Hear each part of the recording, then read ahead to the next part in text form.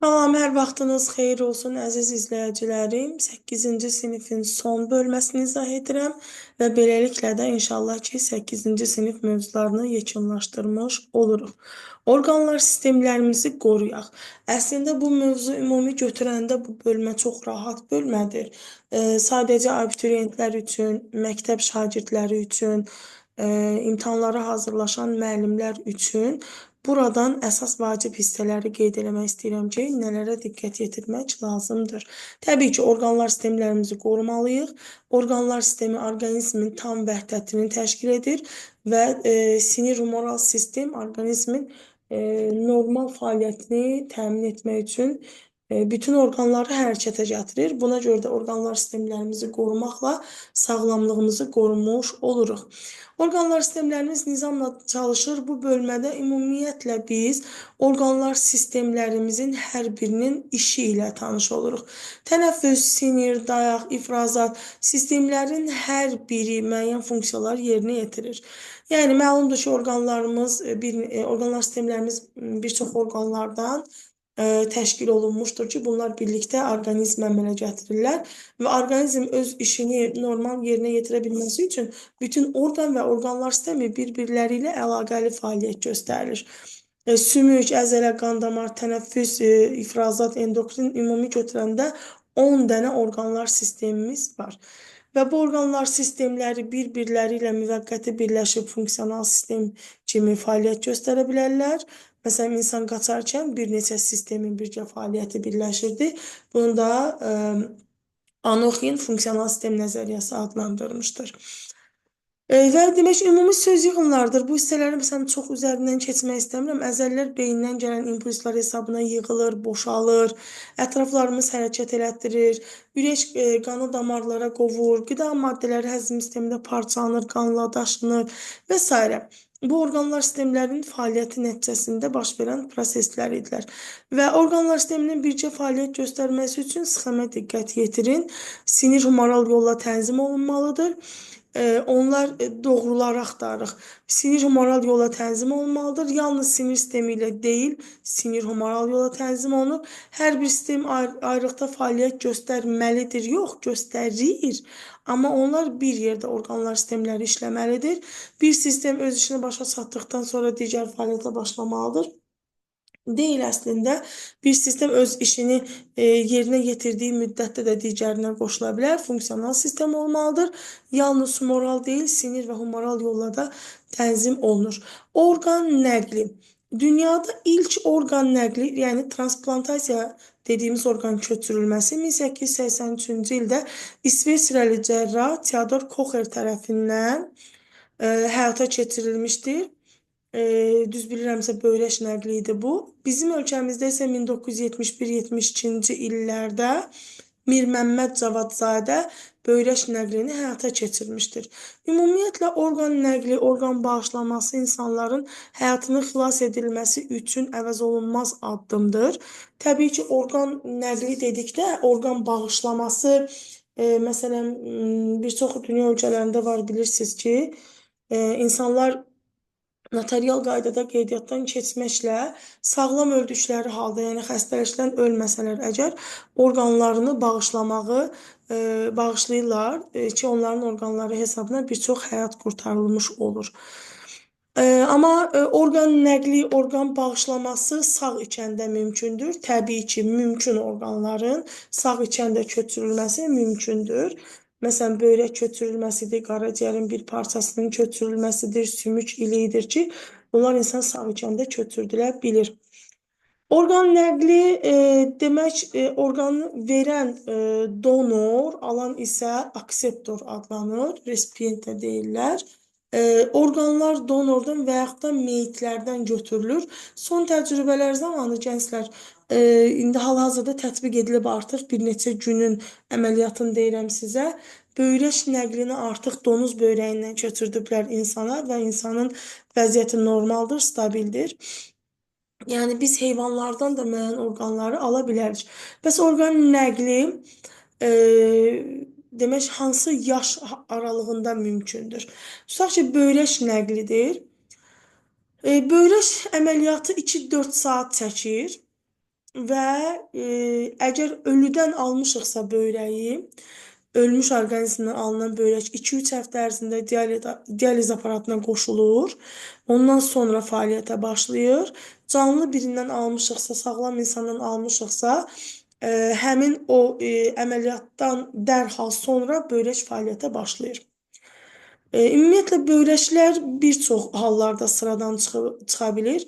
Həkim nəzarəti olmadan antibiotik qəbulundan, şəkərdən, mikrobdan, maddə mübadiləsinin pozulmasından bir çox hallarda.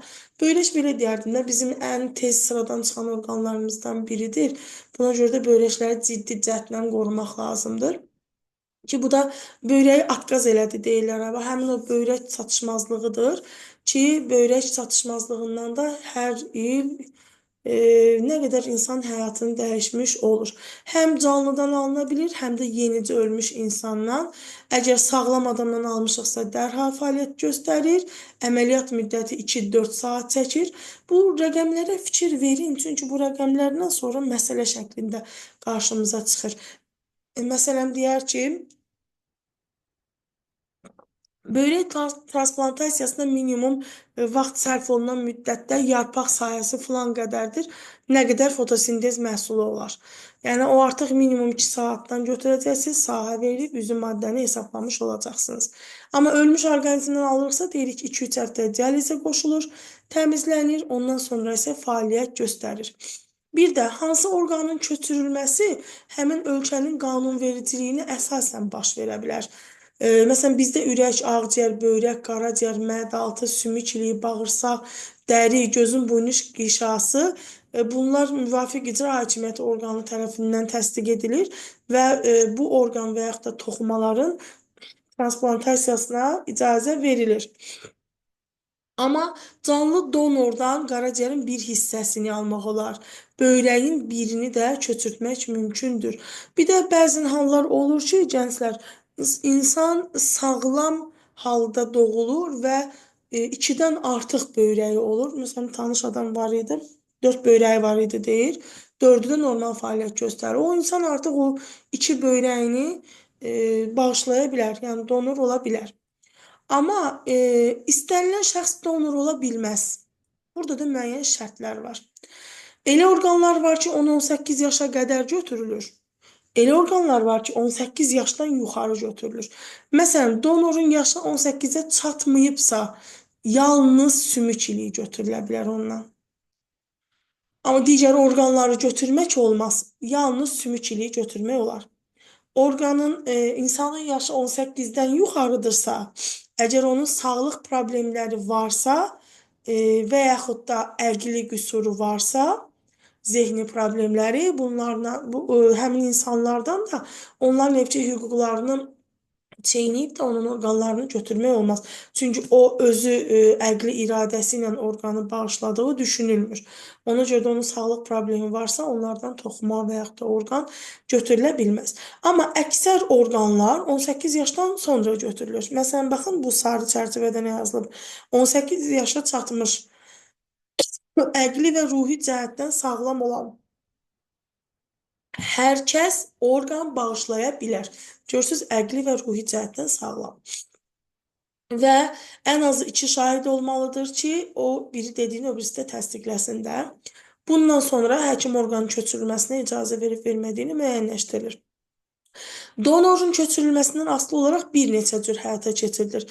Eyni insanın bədəninin bir bölgəsindən digər bölgəsinə toxuma köçürülməsi. Məsələn, yanıq xəsarətləri zamanı bədənin görünən nahiyələrinin yanığı zamanı görünməyən hissələrdən dəri toxuması götürülür və həmin o hissələrə transplantasiya olunur. Bir insandan başqa insana, bu bizim donor akseptor dediyimizdir. Bir insan başqa insana toxuma da verə bilər, orqan da verə bilər. Süni orqanlar var ki, bunlar məsələn xüsusi şəraitdə yaradılır. Həmçinin kök hüceyrələrdən alınan orqanların klonlaşdırılması. Bir də diqqət edin gənclər, kök hüceyrələrdən alınan orqanlardan böyrək almaq olmur. Böyrək X qoyuram, yəni almaq olmur. Kök hüceyrələrin internetdə şəklini araşdırıb baxın, təzə 7-ci sinif dərsliyində də var. Onların heç birində böyrək təsvir olunmur. Çünki onu əldə eləmək olmur oradan. Hı. Üzrlü sayın bir dəqiqə. Davam edirik. Biraz sağlıq problemlərim var. Ona görə danışdıqca boğazım elə təzə-təzə düzəlir. Buna görə də möhkəm qıcıqlanma verir. Üzrlü sayasız. Orqan bağışlaması könüllüdür. Yəni bu bir müalicə üsuludur. Məsələn, gözü görməyən orqanlara, insanlara gözün köçürülməsi, dializ aparatına bağlı olan insanlar dializ bir müalicə üsulu deyil. Onlara 2 il, 2 il yarımdan sonra mütləq orqan köçürülməlidir. 2 il, 2 il yarım ərzində dializlə yaşamaq olur.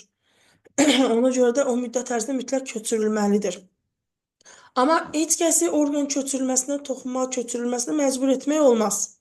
Bunlar məsuliyyət daşıyırlar. Bir də belə bir sual var burada, dördüncü sual.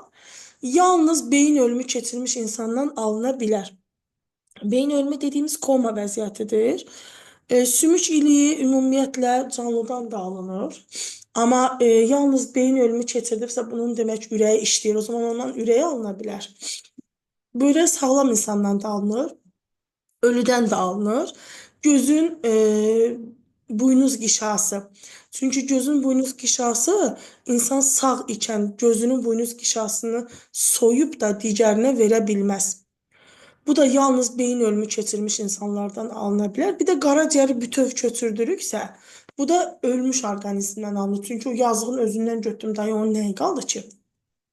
Qaraciyərin bir parçası olsaydı sağlam adamdan da alınardı, amma qaraciyər bütöv şəkildə deyirsə əgər, ondan yalnız beyin ölümü keçirmiş insanlardan alına bilər. Özünə qalmır da ona görə.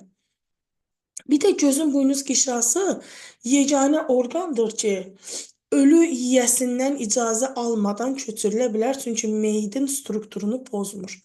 Buna görə də bir dənə bunu icazə almadan da belə köçürtmək olar. Zərərli vərdişlərə yox deyək, bunun haqqında sonsuz sayda danışmaq olar, gənclər. Demək, diqqət edəcəyimiz hər 8 saniyədə bir insan siqaret çəkdiyi üçün həyatını itirir. Vacib hissələri qeyd edirəm ki, bunları oxuyun. Ağciyər xərçəngin 50-87%-nin səbəbi siqaretdir. Xroniki bronxitin 75, ürək xəstəliyinin 25%-i siqaretdir. Hamilə qadınlar, ümumiyyətlə hamilə qadın hər bir şeyinə diqqət etməlidir. Nəinki siqaret çəkmək, bu ağ eləmək olar. Uşağın vaxtının əvvəl doğulmasına səbəb olar. Həmçinin sağlam doğulma ehtimalını da azaldır. Ağız boşluğu, qida borusu xərçəngi siqaretdən yarana bilir. Ən çox siqaretin səbəb olduğu müəyyənləşdirilib.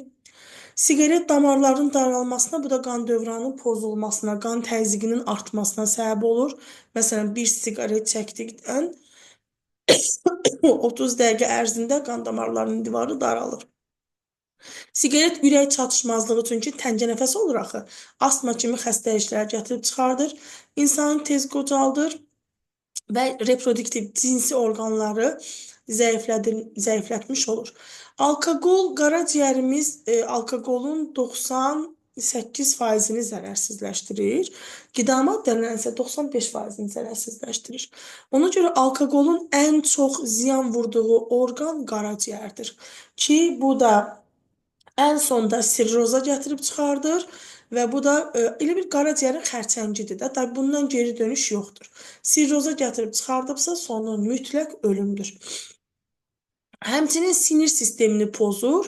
Bu da psixi problemlərin yaranmasına səbəb olur. Alkoqolun ziyanı say bitməz. Da ürəyin nə istəyir var da burada. Həzm sistemi xəstəlikləridir, ürək əzələsinin xəstəliyidir, qan dövranıdır, sirrozdur, yaddaşdır. Neyronları öldürür deyə beynin özünə də ciddi dərəcədə zərər vurur. Narkotik ağ ölüm dediyimiz, bu da bəşəriyyətin ən böyük bəlalarından biridir və narkotik həzm orqanlarına, sinir sisteminə, ağciyər xərçənginə, QİÇS və digər xəstəliklərə yoluxmanı sürətləndirir. Sonsuzluq, yaddaş, düşünmə qabiliyyəti, əqli kütlük deyirik, yaranır. Həmçinin narkotik tapmaq cinayətlərdə səbəb olur. Bu aslında haqqında çox ciddi danışmaq istəmirəm, çünki ürəyim sıxılır mövzulardan. Uşaqları da belə bir şeylə tərbiyə eləmək istəmirəm. Zaten gəncliyimiz özləri bilirlər ki, zərərli vərdişlər orqanizmə nə dərəcədə ziyan vurur. Ətraf mühitin qorunması, bunu həm biologiya, həm həyat bilgisi fənlərindən bilirsiniz. Və burada demək, ətraf mühitin qorunması havanın çirklənməsinə səbəb olanlar.